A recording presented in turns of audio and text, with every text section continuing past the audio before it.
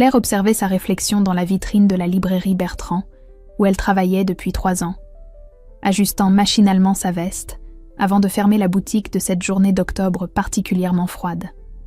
À 28 ans, elle avait trouvé un équilibre fragile entre ses heures passées parmi les livres et ses soirées dans son petit studio du 19e arrondissement, ce refuge de 35 mètres carrés qu'elle avait mis 4 années à économiser pour acheter.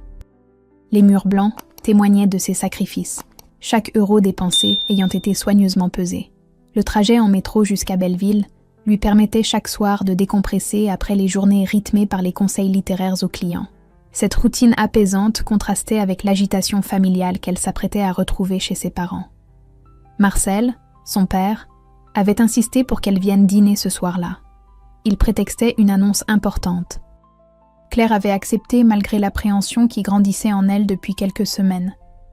L'appartement familial de Montreuil n'avait pas changé depuis son adolescence.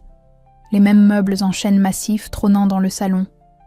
Les mêmes rideaux bordeaux filtraient à la lumière du soir. Sylvie, sa mère, l'accueillit avec un sourire forcé qui ne parvint pas à masquer son embarras. « Claire, ma chérie, comment s'est passée ta journée ?» demanda Sylvie en évitant son regard. « Bien, maman. Comme d'habitude. Papa m'a dit que vous aviez quelque chose d'important à m'annoncer ?» Julien était déjà installé à table, arborant cette expression satisfaite que Claire lui connaissait depuis l'enfance. « Salut, Frangine. Tu vas adorer la surprise. » lança-t-il avec un sourire en coin qui annonçait généralement des ennuis. Marcel entra dans la salle à manger avec cette démarche autoritaire qu'il adoptait pour ses annonces solennelles, tenant à la main un trousseau de clés qu'il posa délibérément au centre de la table. « Mes enfants, nous avons pris une décision importante pour l'avenir de notre famille, » commença-t-il de sa voix solennelle. Claire sentit son estomac se nouer. « Papa, de quoi tu parles ?»« Fiston, voici le cadeau. L'appartement de ta sœur est maintenant à toi, » déclara-t-il en poussant les clés vers Julien qui les saisit immédiatement. Le silence qui suivit fut assourdissant, Claire fixant incrédule ces clés qu'elle reconnaissait parfaitement. C'étaient les doubles que ses parents avaient exigé de garder lors de l'achat, soi-disant pour les urgences. Ces mêmes clés qu'elle avait accepté de leur confier en pensant naïvement qu'ils respecteraient son intimité. « Papa, tu plaisantes, j'espère ?» murmura-t-elle, la voix étranglée. « Claire, il faut que tu comprennes, » intervint Sylvie d'une voix tremblante. « Julien a besoin d'un logement et toi tu t'en sors très bien. »« Je m'en sors très bien ? J'ai économisé pendant 4 ans pour acheter cet appartement. » explosa Claire en se levant brutalement. « Écoute ma puce, » reprit Marcel avec condescendance. « On a co-signé le prêt, donc on a notre mot à dire. Et puis, Julien va se marier bientôt avec Manon. »« Jamais je ne donnerai mon appartement !» hurla Claire, renversant sa chaise. Julien fit tourner le trousseau autour de son doigt. « Allez Claire, ne fais pas ta drama queen. C'est juste un appartement. »« Juste un appartement ?» répéta-t-elle, incrédule. « C'est ma vie, mes sacrifices. »« C'est déjà décidé, » trancha Marcel de cette voix sans réplique qu'il utilisait pour clore les discussions. « Tu es égoïste, Claire. La famille, ça compte plus que tes petites manies d'indépendance. » « Égoïste ? Moi qui travaille depuis mes 18 ans pendant que monsieur se prélasse chez papa-maman ? » « Ça suffit !» cria Marcel en frappant la table. « Tu vas donner ces clés à ton frère et on n'en parle plus. » Sylvie tentait mollement de calmer le jeu. « Marcel, peut-être qu'on pourrait discuter. »« Il n'y a rien à discuter, » répliqua-t-il sèchement. Claire découvrit alors l'ampleur de la manipulation familiale. Son père lui expliquait froidement qu'ayant co-signé le prêt immobilier, il estimait avoir son mot à dire sur l'usage de l'appartement. Les arguments qu'il développait révélaient une planification minutieuse. Des semaines de préparation pour cette soirée qu'elle avait crue anodine. Cette trahison orchestrée avec la complicité passive de sa mère et l'enthousiasme évident de son frère la laissait sans voix.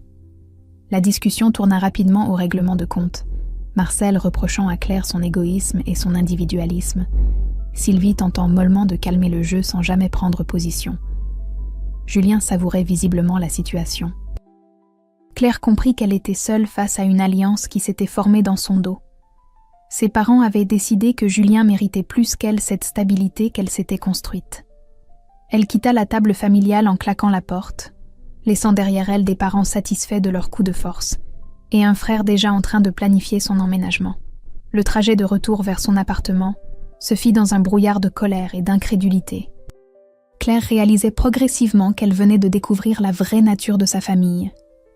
Arrivée chez elle, dans ce salon qu'elle avait aménagé avec tant de soin, elle s'effondra sur son canapé en comprenant qu'elle ne pouvait plus faire confiance à ceux qu'elle aimait le plus au monde. Mais tandis qu'elle observait son petit royaume menacé, ses livres alignés sur les étagères qu'elle avait montées elle-même, quelque chose se durcit en elle. Cette nuit-là, au lieu de pleurer sur son sort, Claire prit une décision qui allait changer le cours des événements. Que ferait-elle le lendemain pour protéger ce qu'elle avait construit de ses propres mains? L'aube du lendemain trouva Claire déjà debout, une détermination froide ayant remplacé la colère de la veille. Ses gestes précis et méthodiques, tandis qu'elle sortait ses cartons de déménagement du placard où ils attendaient depuis son installation. Léa, sa meilleure amie depuis le lycée, arriva à 8h avec sa voiture, et cette loyauté sans faille qui caractérisait leur amitié. Elle posait peu de questions, mais comprenait immédiatement l'urgence de la situation. Ensemble, elles commencèrent à emballer méthodiquement les affaires de Claire, chaque objet soigneusement protégé, chaque carton numéroté, comme si elle organisait un déménagement définitif. Le serrurier d'urgence arriva vers 10h, un homme d'une 60aine d'années qui ne posa pas de questions indiscrètes. Il se contenta d'effectuer son travail avec professionnalisme. Le changement de serrure coûta 280 €, une somme que Claire paya sans hésiter.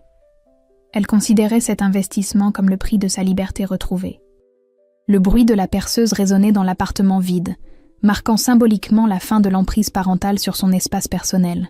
Vers midi, alors qu'elle finissait de charger la voiture, Léa découvrit par hasard un message sur le téléphone de Julien qu'il avait oublié sur le comptoir de la cuisine. Lors de sa visite de reconnaissance la semaine précédente. Le texto révélait ses plans d'emménagement pour le week-end suivant avec sa petite amie Manon. Des projets de décoration déjà établis, comme si l'appartement lui appartenait depuis des mois. « Tu as vu ça ?» demanda Léa en montrant l'écran. Ils avaient tout planifié. « Je m'en doutais », répondit Claire avec amertume. Papa ne fait jamais rien à l'improviste. Cette découverte confirma les soupçons de Claire sur la préméditation de l'opération familiale. Le téléphone de Claire sonna vers 13h. L'écran affichant le nom de Marcel, avec cette insistance qu'elle connaissait bien, quand les choses ne se déroulaient pas selon ses plans. Elle décrocha calmement, s'attendant à l'explosion de colère qui ne manqua pas d'arriver dès les premiers mots échangés. « Qu'est-ce que tu crois faire ?» hurla Marcel dans le combiné, sa voix déformée par la fureur. Claire sourit pour la première fois depuis des heures. « Je fais ce que je veux avec mon appartement. »« Tu n'as pas le droit » vociféra-t-il. « C'est un appartement familial. »« Papa, vérifie tes papiers. » Mon nom seul figure sur l'acte de vente. La conversation qui suivit révéla toute l'étendue de la manipulation familiale. Marcel tentait de faire croire à Claire qu'elle n'avait pas le droit légal de changer les serrures. Il multipliait les menaces juridiques bidons pour la faire plier. Mais Claire avait pris ses précautions. Dès le matin même, elle avait consulté un avocat spécialisé en droit immobilier qui lui avait confirmé ses droits de propriétaire unique. « Tu détruis notre famille !» cria Marcel, tentant le chantage affectif. « Non, papa, je me protège d'une famille qui me détruit. » Marcel tenta alors une approche différente, parlant de Julien qui comptait sur cet appartement, de Manon qui préparait déjà leur installation. « Il faut absolument que ton frère ait ce logement, Claire. Absolument !» insista-t-il avec une urgence qui dépassait la simple contrariété. Cette insistance maladive intriguait Claire. Une desperation particulière dans la voix de son père qui ne correspondait pas à un simple cadeau contrarié. « Pourquoi cette urgence, papa ?» demanda-t-elle soupçonneuse. « Parce que c'est important pour son avenir, » bégaya Marcel. La conversation se termina sur les menaces habituelles de Marcel de la faire rayer définitivement de la famille, comme si cette exclusion était censée l'effrayer plus que la spoliation de son bien. Mais Claire tint bon malgré les tremblements dans sa voix. Cette résistance marquerait définitivement ses relations familiales, mais elle ne pouvait plus reculer sans perdre sa dignité. L'après-midi s'écoula dans un silence pesant, Claire s'attendant à voir débarquer ses parents ou son frère. Mais personne ne vint sonner à sa nouvelle serrure. Ce calme relatif l'inquiétait presque plus que les cris de Marcel. Claire subit le harcèlement téléphonique de ses parents durant toute la semaine suivante. Marcel appelait à toute heure pour la faire céder. Sylvie tentait l'approche émotionnelle avec des sanglots étudiés. Mais l'absence totale de Julien dans cette offensive familiale commençait à intriguer sérieusement Claire. Son frère, d'habitude si prompt à réclamer ce qu'il estimait lui revenir, restait étrangement silencieux depuis la soirée catastrophique chez leurs parents. Au travail, M. Bertrand remarqua la fatigue de Claire et l'interrogea discrètement sur ses préoccupations. Son regard bienveillant l'encourageait à se confier sans pour autant l'y obliger. Quand Marcel téléphona à la librairie pour tenter de la discréditer auprès de son patron, le vieil homme écouta poliment avant de raccrocher. « Votre père semble bien déterminé, » dit-il simplement. « Il n'abandonne jamais quand il veut quelque chose, » répondit Claire avec lassitude. Cette marque de soutien inattendu redonna du courage à Claire, qui réalisa qu'elle n'était peut-être pas aussi seule qu'elle l'avait cru. L'après-midi même, poussée par une intuition grandissante, elle décida de rendre visite à Julien sur son lieu de travail. Un petit café de Belleville où il servait depuis quelques mois. Elle le trouva amaigri, les traits tirés, évitant les regards des clients comme s'il craignait d'être reconnu. Quand il l'aperçut, son visage se décomposa et il faillit lâcher le plateau qu'il portait. Cette réaction de panique révélait un stress que Claire ne lui connaissait pas. Elle s'installa à une table isolée et attendit la fin de son service, observant ce frère qu'elle avait toujours connu insouciant. Les gestes mécaniques de Julien, ses regards furtifs vers la porte, ses mains tremblantes quand il nettoyait les tables, tout indiquait une angoisse profonde. Une angoisse qui dépassait largement le simple conflit autour de l'appartement. « Qu'est-ce que tu fais là ?» demanda-t-il en s'asseyant face à elle, ses mains tremblant légèrement. « Je voulais te parler de l'appartement.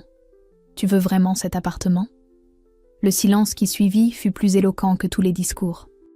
Julien fixait ses mains, incapable de soutenir le regard de sa sœur. « Tu crois que j'ai demandé ça ?» explosa-t-il soudain. « Tu crois que je veux de ta pitié ? Julien, de quoi tu parles ? J'ai des problèmes d'argent graves, Claire. Très graves. » Sa voix se brisa sur ces derniers mots. Cette confession libéra des mois d'angoisse accumulée. Julien révéla son addiction aux paris sportifs en ligne, qui avait commencé innocemment, avant de devenir un gouffre financier. Les détails qu'il livra avec difficulté dessinèrent le portrait d'un homme pris au piège de ses propres erreurs. 45 000 € de dettes envers des créanciers qui ne plaisantaient pas avec les délais de paiement. Claire accusa le choc en silence, comprenant enfin pourquoi ses parents voulaient utiliser son appartement comme garantie bancaire, pour obtenir un prêt rapide et sauver Julien de ses créanciers. L'urgence de Marcel n'était pas celle d'un père gâteau, mais celle d'un homme désespéré face aux menaces qui pesaient sur son fils. Les créanciers avaient rendu visite à ses parents la semaine précédente. Marcel avait failli faire un malaise. « Je n'ai jamais voulu ça », explosa Julien, attirant les regards des autres clients du café. La suite de ses explications révéla l'ampleur du désespoir familial. Ses parents présentaient cette solution comme la seule issue possible face aux menaces explicites des créanciers. Le délai fixé à la fin du mois, la pression psychologique exercée sur toute la famille, l'idée que Claire était plus forte et pourrait recommencer ailleurs. Pour la première fois depuis des années, Claire voyait son frère sans ses masques d'arrogance et d'insouciance. Face à elle, se tenait un homme brisé par ses erreurs, écrasé par une dette qui le dépassait. 8 jours s'écoulèrent depuis la révélation bouleversante de Julien. 8 jours pendant lesquels Claire rumina cette information qui changeait complètement la donne familiale. En fouillant dans d'anciens mails de Julien qu'il avait consultés sur son ordinateur portable quelques semaines auparavant, elle découvrit des messages terrifiants d'une société de recouvrement. Les menaces étaient explicites et récentes, détaillant avec une précision glaçante les conséquences du non-remboursement. « Monsieur Dubois, notre patience a des limites. 45 000 € plus les intérêts de retard. Vous avez jusqu'au 30 novembre. » Claire sentit ses mains trembler en lisant la suite du message qui évoquait des visites de courtoisie et des mesures de persuasion, dans un langage codé, mais parfaitement compréhensible.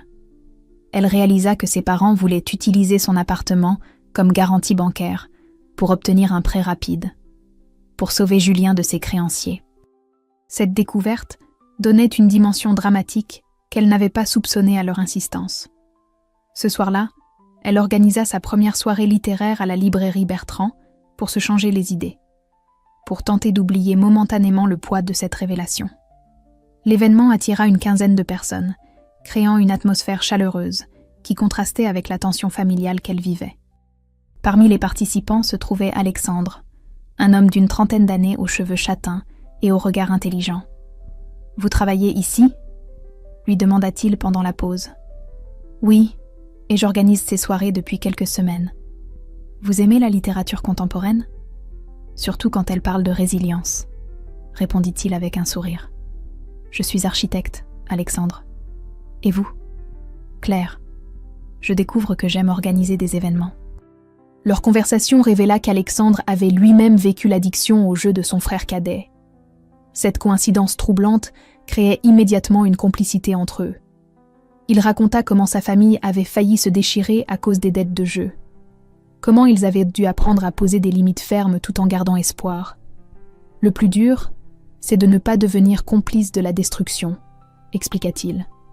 Aider oui, mais pas au prix de sa propre survie. Comment on fait la différence ? Demanda Claire, troublée par cette perspective nouvelle. En posant des conditions strictes. Mon frère a dû accepter un suivi thérapeutique avant toute aide financière.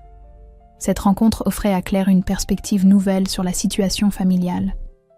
Elle lui donnait des clés de compréhension qu'elle n'avait pas envisagées. Alexandre lui expliqua les mécanismes de l'addiction au jeu, la nécessité d'un accompagnement professionnel. L'importance de ne pas alimenter le cercle vicieux en cédant aux chantages émotionnels. Ces informations bouleversaient sa vision simpliste du problème de Julien. « Votre frère a-t-il accepté de se faire soigner ? » « Pas encore. Mes parents pensent qu'il suffit de régler les dettes pour que tout rentre dans l'ordre. C'est exactement l'erreur à ne pas commettre, » répondit Alexandre gravement. « Sans traitement, il recommencera dans 6 mois. » Les jours suivants virent s'intensifier la pression familiale. Marcel multipliait les appels désespérés. Sylvie tentait de culpabiliser Claire en évoquant les dangers que courait Julien. Mais les conseils d'Alexandre résonnaient dans son esprit, lui donnant la force de résister aux manipulations tout en réfléchissant à une solution alternative. Elle commença à se documenter sur l'addiction au jeu, découvrant l'existence d'associations spécialisées et de programmes de désendettement encadrés. « Tom, il faut que je parle à Julien », se dit-elle en raccrochant après un énième appel hystérique de sa mère.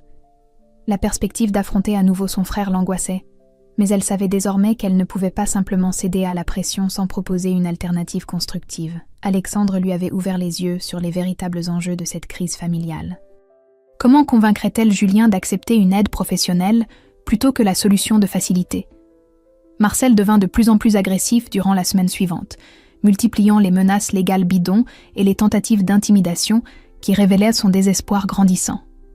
Claire découvrit qu'un huissier avait déjà visité l'ancien domicile familial, confirmant ses soupçons sur la gravité réelle de la situation financière de Julien. Cette escalade dans la pression exercée sur elle marquait un tournant dans le conflit familial. Elle transformait ce qui avait commencé comme un simple désaccord en véritable guerre psychologique. Sylvie, de son côté, multipliait les appels larmoyants, tentant d'attendrir Claire en évoquant les souvenirs d'enfance et l'amour familial qu'elle était supposée préserver. Ces manipulations émotionnelles, de plus en plus désespérées, révélaient l'ampleur de la panique qui s'était emparée de ses parents face aux menaces qui pesaient sur Julien. La mère de Claire alternait entre supplications et reproches, utilisant tous les leviers affectifs possibles pour faire céder sa fille. Un soir de novembre particulièrement froid, alors que Claire rentrait de la librairie, Sylvie l'attendait devant son immeuble, tremblante et échevelée. Le spectacle de sa mère dans cet état de détresse la bouleversa profondément, révélant combien la situation avait dégénéré au-delà de ce qu'elle avait imaginé. « Claire, ma chérie, il faut que tu m'écoutes », implora Sylvie en saisissant son bras. « Nous n'avons pas le choix. Maman, qu'est-ce qui se passe ? Tu trembles. Ils sont venus à la maison hier soir. Des hommes, menaçants. Papa n'a pas dormi depuis. » Cette révélation glaça le sang de Claire, qui réalisa que les créanciers étaient par là passés aux actes concrets.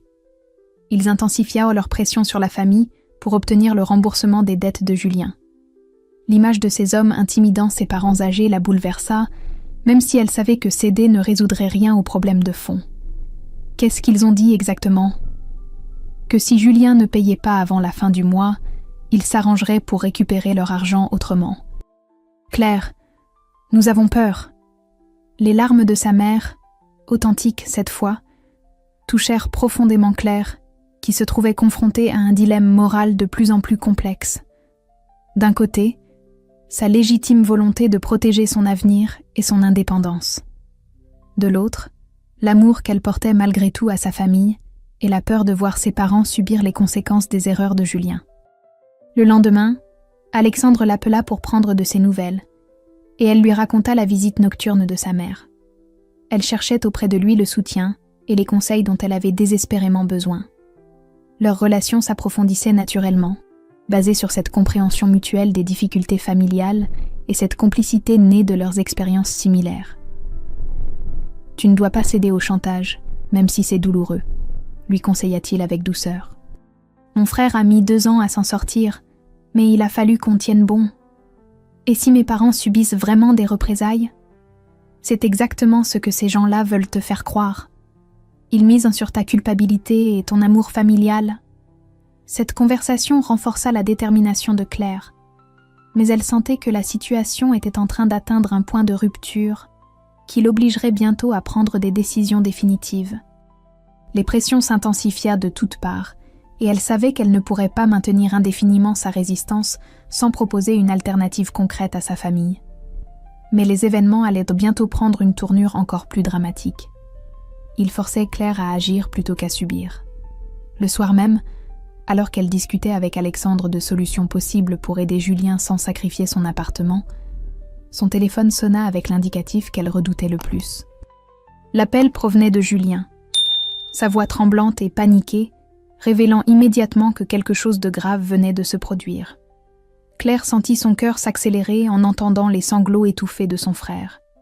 Elle comprenait instinctivement que la situation avait franchi un nouveau palier dans l'escalade dramatique qui secouait sa famille depuis des semaines. « Claire, il faut que tu viennes », hurla-t-il dans le combiné. « Ils sont chez grand-mère Jeanne. » Cette révélation frappa Claire comme un coup de poing. Elle réalisait que les créanciers s'en prenaient maintenant aux membres les plus vulnérables de la famille pour faire pression sur elle.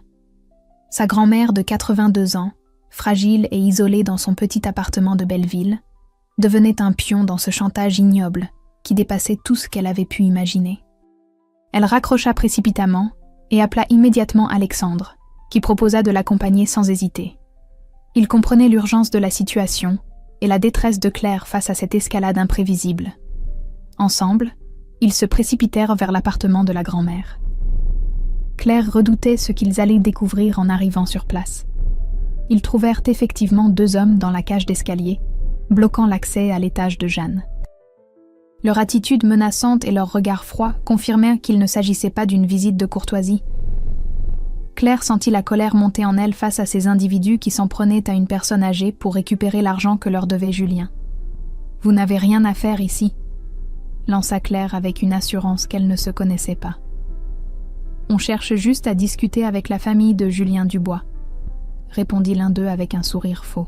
« Question de dédommagement. » Alexandre intervint immédiatement, sa stature imposante et son attitude déterminée, impressionnant visiblement les 2 hommes qui n'avaient pas prévu de faire face à une résistance organisée.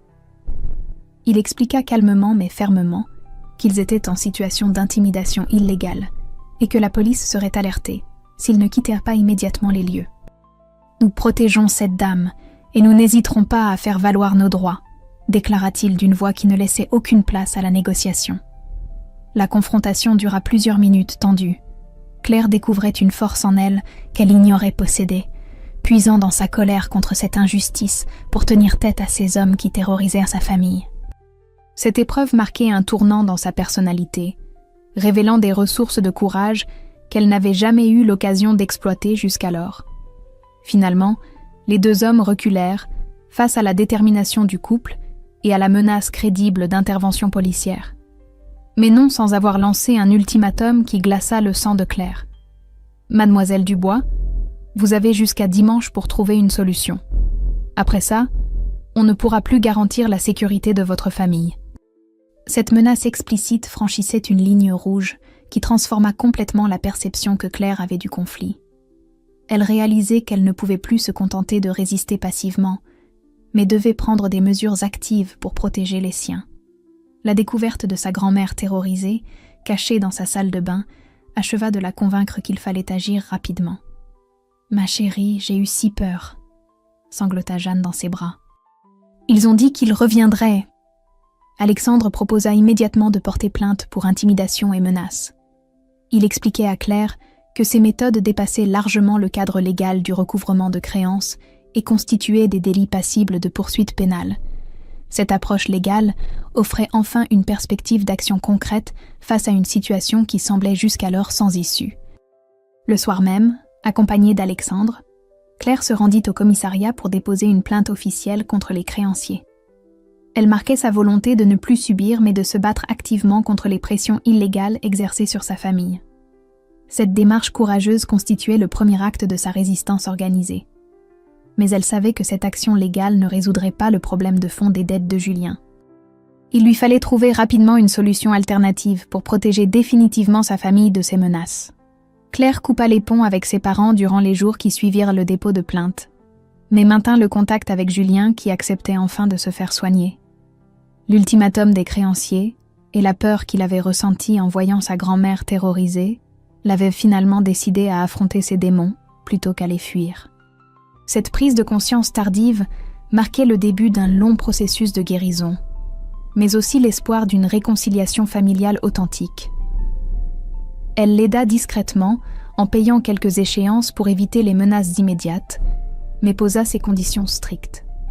Suivi thérapeutique obligatoire, interdiction absolue de jouer et remboursement échelonné sur plusieurs années. Julien, humilié mais reconnaissant, accepta ces exigences qu'il savait justes. Pour la première fois depuis des années, il regardait sa sœur avec respect plutôt qu'avec envie. Le travail de Claire à la librairie s'épanouissait parallèlement à cette crise familiale. L'organisation d'événements littéraires de plus en plus réussis lui révélait des talents qu'elle ignorait posséder.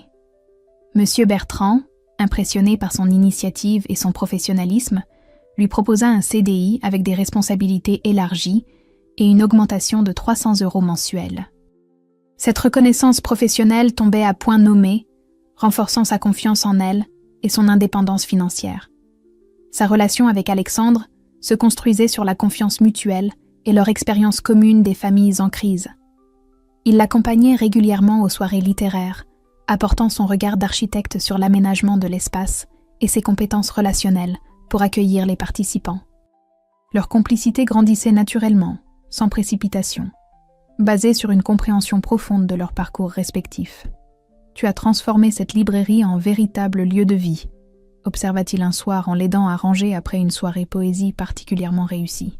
« C'est grâce à toi aussi. Tu sais mettre les gens à l'aise. Nous formons une bonne équipe », sourit-il en la prenant dans ses bras. Mais Marcel ne désarmait pas, multipliant les démarches légales désespérées pour tenter de récupérer une quelconque emprise sur l'appartement de Claire.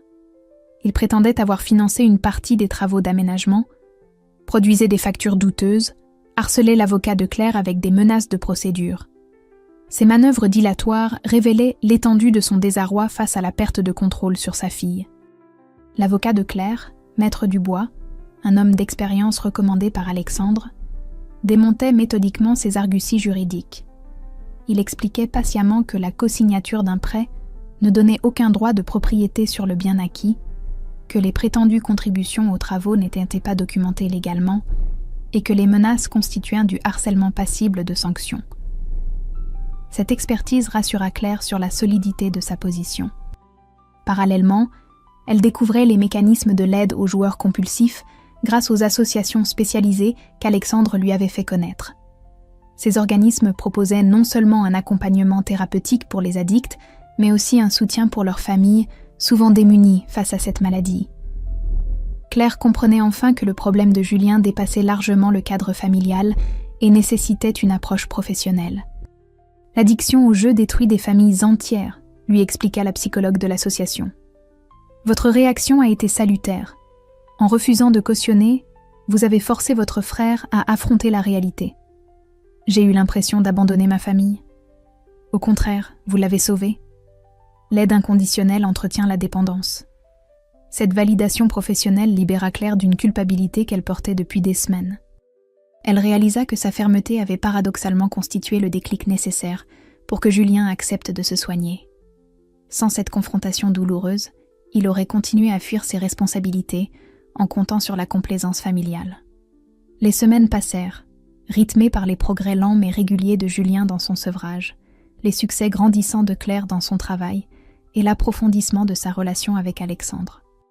Cette période de reconstruction personnelle contrastait avec les années de soumission aux caprices familiaux qu'elle venait de laisser derrière elle. Mais un événement inattendu allait bientôt mettre sa nouvelle sérénité à l'épreuve. Un coup de téléphone qui changerait définitivement l'équilibre des forces dans ce conflit familial. Le procès civil se déroula après 14 mois de procédure, dans une salle d'audience froide du tribunal de grande instance de Bobigny. Claire y entra accompagnée de Maître Dubois et d'Alexandre, son stress palpable malgré la confiance que lui inspiraient les assurances de son avocat. Marcel était présent avec un conseil manifestement moins préparé, ses arguments fragiles et ses preuves contradictoires ne résistant pas à l'examen juridique approfondi. Claire présenta méthodiquement tous ses justificatifs de paiement, les documents notariés prouvant sa propriété exclusive, les relevés bancaires attestant de ses versements réguliers. Les 4 années d'économie minutieuse, les sacrifices consentis, les nuits blanches à calculer ses finances, tout était documenté avec une précision qui impressionna le tribunal. L'acte de vente ne laissait aucune ambiguïté sur sa qualité de propriétaire unique. L'avocat de Marcel tenta vainement de démontrer les prétendues contributions financières de son client aux travaux d'aménagement. Mais les factures produites étaient manifestement postdatées et ne correspondaient à aucun virement bancaire traçable. Le juge, visiblement agacé par ces manœuvres dilatoires, recadra sèchement la défense en rappelant que la cosignature d'un prêt ne créait aucun droit de propriété sur le bien acquis. « Maître, votre client confond garantie et propriété », observa-t-il sèchement. La jurisprudence est constante sur ce point. Le jugement fut rendu 3 semaines plus tard en faveur de Claire, confirmant ses droits de propriétaire unique et déboutant Marcel de toutes ses prétentions. Le tribunal condamna même ce dernier aux dépens, reconnaissant le caractère abusif de sa procédure. Cette victoire juridique marquait la fin définitive de l'emprise paternelle sur l'appartement de Claire. Quelques semaines après le procès, un événement inattendu bouleversa la donne familiale. Emma, la cousine de Claire qu'elle n'avait pas vue depuis des années, prit contact avec elle pour lui révéler qu'elle aussi avait été victime du favoritisme toxique de Marcel envers les hommes de la famille. Cette prise de parole courageuse brisait des années de silence et révélait l'ampleur du problème. « Ton père a fait la même chose avec mon frère il y a 10 ans, lui révéla Emma lors de leur rencontre dans un café du Marais. Il a convaincu mes parents de lui donner l'héritage de grand-père sous prétexte qu'un homme gérait mieux l'argent. Et tu n'as rien dit ? J'étais jeune, intimidée. Mais quand j'ai appris ton histoire par Sylvie, j'ai compris qu'il fallait que ça cesse. » Cette révélation éclairait d'un jour nouveau les mécanismes familiaux toxiques qui gangrenèrent la famille depuis des générations. Marcel reproduisait avec ses enfants les schémas discriminatoires qu'il avait lui-même subis, perpétuant un cycle de favoritisme masculin que personne n'osait remettre en question. Le courage de Claire avait libéré la parole d'autres victimes. Emma ne fut pas la seule à se manifester. Tante Monique, la sœur de Sylvie, contacta également Claire pour lui exprimer son soutien et lui révéler qu'elle désapprouvait depuis longtemps les méthodes de Marcel, sans jamais oser intervenir. D'autres membres de la famille élargie sortirent progressivement de leur silence, créant une vague de soutien inattendu qui isolait Marcel dans ses positions archaïques. « Nous aurions dû réagir plus tôt », admit Monique. « Mais tu sais comme il peut être intimidant. L'important c'est que vous parliez maintenant. » Ces témoignages de soutien redonnèrent espoir à Claire, qui réalisa que la vraie victoire n'était pas seulement juridique, mais aussi familiale. En tenant tête à Marcel, elle avait encouragé d'autres femmes de la famille à remettre en question des années de soumission et de résignation. Son combat personnel était devenu symbolique d'une émancipation plus large. Julien, sobre depuis 8 mois grâce au suivi thérapeutique qu'il suivait assidûment, avait trouvé un second emploi de livreur le week-end pour accélérer le remboursement de ses dettes. Il entretenait désormais une relation apaisée avec Claire, basée sur le respect mutuel et la reconnaissance de ses erreurs passées. Leurs échanges, autrefois tendus par la jalousie et la compétition, étaient devenus constructifs et bienveillants. « Je te remercie de ne pas avoir cédé », lui dit-il un soir en l'aidant à ranger la librairie. « Sans ton refus, je serais encore en train de fuir mes problèmes. Tu as eu le courage d'accepter l'aide. C'était le plus difficile. » Marcel restait inflexible dans son isolement, refusant tout dialogue et maintenant ses positions malgré l'évolution de la famille. Sylvie faisait quelques tentatives timides de réconciliation avec Claire, mais sans jamais remettre en question fondamentalement l'autorité de son mari. Ses approches maladroites révélaient sa difficulté à s'affranchir d'une vie conjugale construite sur la soumission. 18 mois après la crise initiale, Claire épousait Alexandre dans une cérémonie civile simple et émouvante à la mairie du 20e arrondissement. Ils avaient choisi cette date symbolique, exactement 1 an après le jugement qui avait confirmé ses droits de propriétaire, pour marquer leur union et leur nouveau départ. Julien était présent comme témoin, sobre depuis 14 mois, et fier d'accompagner sa sœur dans ce moment de bonheur qu'elle méritait amplement. « Tu es radieuse », murmura-t-il en l'embrassant après la cérémonie. « Alexandre a de la chance. »« Nous avons tous de la chance de nous en être sortis », répondit Claire en serrant la main de son frère. Claire dirigeait maintenant sa propre agence d'événements littéraires qui fonctionnait remarquablement bien, lui permettant une vraie indépendance financière et l'épanouissement professionnel qu'elle avait toujours recherché. Les soirées qu'elle organisait dans différentes librairies parisiennes attiraient un public fidèle, créant cette atmosphère chaleureuse qu'elle savait si bien cultiver. Monsieur Bertrand était devenu son premier client et son mentor bienveillant dans cette aventure entrepreneuriale. Alexandre et elle avaient acheté ensemble une petite maison avec jardin à Montreuil, non loin de l'ancien domicile familial, mais dans un quartier plus paisible où ils pouvaient construire leur histoire sans l'ombre du passé. Le symbole était fort. Claire revenait géographiquement près de ses origines, mais en femme libre et épanouie, maîtresse de ses choix. Julien avait remboursé près de la moitié de ses dettes, grâce à ses 2 emplois, et à une gestion rigoureuse de ses finances, supervisée par l'association d'aide aux joueurs compulsifs. Il envisageait sérieusement de reprendre des études en comptabilité, domaine qui l'attirait depuis l'adolescence, mais que Marcel avait toujours dénigré comme peu viril. Cette reconversion professionnelle marquait sa volonté de reconstruire sa vie sur des bases solides. « J'ai envie d'aider d'autres personnes à gérer leur argent correctement », confia-t-il à Claire. « Après avoir tout gâché, peut-être que je peux servir d'exemple. Tu as déjà servi d'exemple en acceptant de te faire soigner. C'était le plus courageux. » Marcel avait fini par accepter un suivi familial après que Sylvie eut menacé de le quitter si leur couple n'évoluait pas. Ces séances thérapeutiques, d'abord subies avec réticence, lui permettaient lentement de remettre en question des décennies de comportements toxiques hérités de sa propre éducation. Les progrès étaient lents mais réels, donnant enfin espoir d'une réconciliation authentique. Sylvie et Claire se voyaient désormais occasionnellement, prudemment, pour des déjeuners où elles apprenaient à se redécouvrir en dehors des schémas familiaux destructeurs. La mère de Claire découvrait progressivement la femme remarquable qu'était devenue sa fille, regrettant amèrement les années où elle avait cautionné les injustices par lâcheté. « Je suis fière de toi », lui avoua-t-elle lors de leur dernier repas. « Tu as eu le courage que je n'ai jamais eu. Il n'est jamais trop tard pour changer, maman. » Le jour où Claire signa la vente de son ancien studio pour contribuer à l'achat de la maison avec Alexandre, elle réalisa qu'elle avait enfin tourné définitivement la page de cette période douloureuse. L'appartement qui avait cristallisé tant de conflits devenait le tremplin vers une nouvelle vie construite sur l'amour et le respect mutuel. En regardant Alexandre signer à son tour les documents d'acquisition de leur maison, elle mesura le chemin parcouru depuis cette soirée traumatisante où Marcel avait voulu disposer de sa vie sans son accord.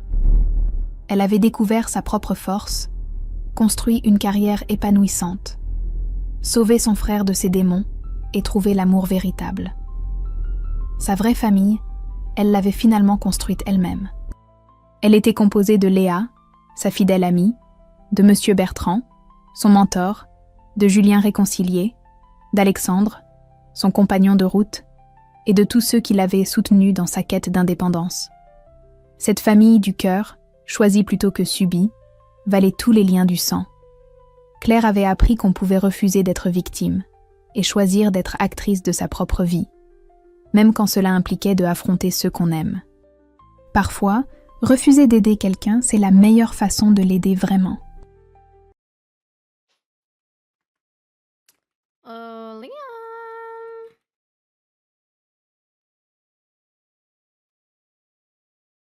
Okay, I'm coming. He said he was loading in. Brother. It was not catchy. The vote is 2-1. Thank you. Thank you, Trash Cat. Thank you.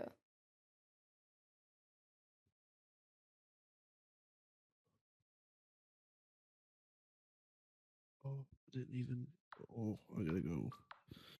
Gotta go lurk. I gotta go lurking. You're lurking? Where are you lurking? Not you. I'm lurking on a friend of ours. Tyler. No. He just started playing the game. Don't stick in ads.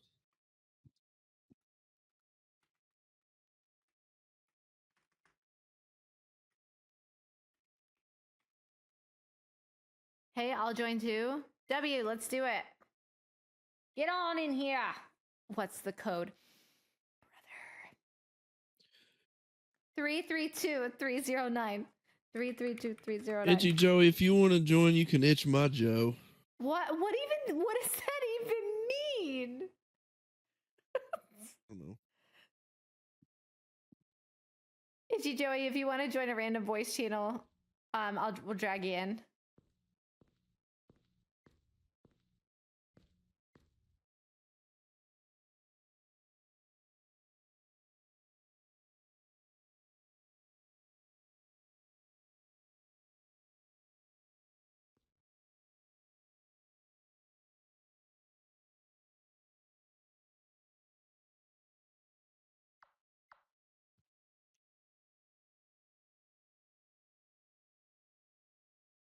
All right, let's get him in here. La-di-da-di-di-da. Oh, hi, Liam. Hey, did you look at the leaderboard again by chance? Where do I get my money? Whoa. No. There's a leaderboard? You just noticed that? Joey! Join up VC in my Discord. Liam, you're in 10th? Yes, sir. How are you 10th in your own game? Because you got to let the little people above you to make them feel big, you know? He's so funny.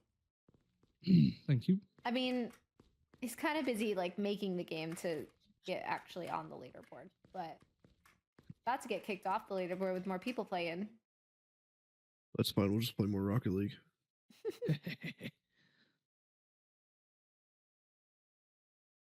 I can't believe Brandon's 95. That's crazy. That's crazy. That's crazy right there. That's...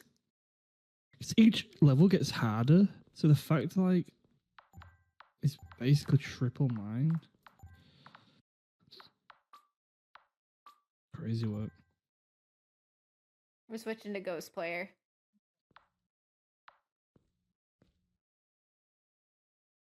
All right, we're just waiting on... It's Joey. Is this like Phasmo? So this is the same genre as Phasmo, where it is a ghost Nothing hunting. like it. It is a ghost hunting game. However, you can play as the ghost in this game. So you can play up to 5 players against the ghost, or 4v1 where 1 player is the ghost.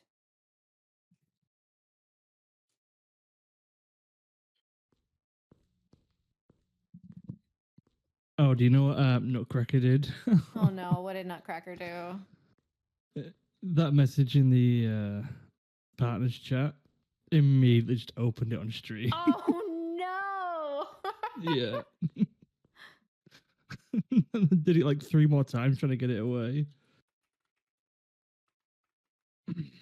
But he said he deleted the VOD, and we're just gonna have to hope everyone has integrity not to spill the beans. Yeah. Hello. There we go.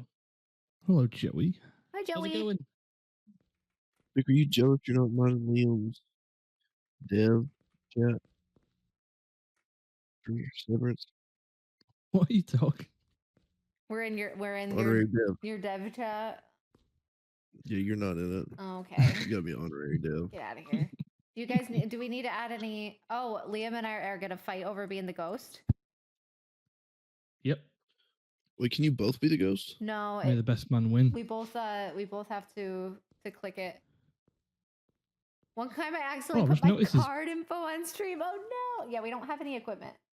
Can you do it again? Can you do it again? Get out of here! No, it wasn't me. I've just noticed No, a that's little you. Twisted something in the Idaho. lobby. There we go. Joey, Chad. son, have you ever thought about getting you some hydrocortisone cream? Oh yeah. Doesn't work. Hey, Joey. Yo. Come over here. Okay. Oh wait, did you say my name, Liam? Are y'all gonna add stuff into the truck Hey. or? I'm over here. Nope. Which Wait, one are everybody's you? invisible. I'm the one crouching. Crouch. I don't see you. It's because he's Oh, I'm the ghost. selected ghost. There. Oh, there you He go. said, "Come over here." Oh, Look at this box. I've just noticed. The box Which behind box? you. Look down. It's in the floor. Oh, okay. Let's see. Very interesting. Yeah, that's rough, Idaho. Okay, okay. Now, Chad's here as an honorary dev, so why haven't you fixed this? because I like climbing stuff. He just likes having the title. He just doesn't actually do anything with it. I'll Yeah. ban you. Oh, you can climb on the tires. Keep going forward. Try crouch. They're There just you they're just go. playing with the lobby. Oh, can you get the barrels? I Yeah. deleted the Oh. VOD and all stream right then. Oh, Definitely. I would have too, Idaho. I would have too. How'd you get there? Only real devs get over here. Fell. What'd you do? Just get on this box. Yes, It's sir. the same box. Can I get on this one? Who? Oh, the two people are not readied up. Well, you also don't have anything in the truck. I added a cruci for everyone. I'm a ghost. I'm good. I don't want nothing in the truck. Well, I added a ghost because Oh. I'm a nice ghost. Okay, did I just say I added a ghost? I added a cruci. Yeah. Because I'm a nice ghost. Okay, I'll help out a little bit. If you want a Chad, ghost, Chad I may has a bunch of make you money. one. Okay, I'll Oh, help out a you little made bit. me lose it all. That's all I'm adding. Oh no, I'm stuck. That's Look at plenty. Let's ready up. Let's go. Let me put my dev cheat codes in. That's to all get you unstuck. need. I don't Okay. have dev cheat codes. Yeah, I do. Ooh, tapping. Okay. Ah, crap, What? Who's the ghost? Liam. Oh, Liam's the no. ghost. Okay. It's fine. It's fine. We'll be Okay. we'll be fine. Go ahead, lamp. We're cooked. Oh, it is so nice being able to hold a light in my right hand. I forgot. I think I crashed on my first game up on NA. Did you crash? I think so. I've not loaded in. Oh wait, no, I'm in. I lied. Okay, it didn't crash this time. Usually crashes when I play NA for the first time. I have to crash and then reload and it works. I think it's in this front hallway. Oh, this door just moved. He's over here. Okay. Oh, UV. Yeah, we got VV. Let's go. Okay, I'm gonna find a bridge.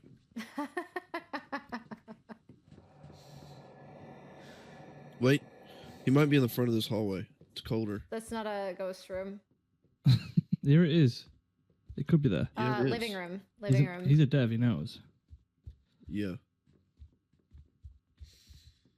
Freezing. -5. It's in a break room. Oh, -8. Okay, so this is a Hantu. good game. GG. Freezing. He's gonna be Very nice. Hantu. Mhm. It's not fair because I wasn't in for the first 2 minutes. It was like 10 seconds. Yeah. It wasn't that bad. I'm gonna watch freezing just to see if it gets below -10. Mhm. There's a 30% chance that it does. No, you're not. Oh wait, he can't be a Hantu. He can't be a Hantu. I forgot to mark UV. He's a Jangooler Phantom.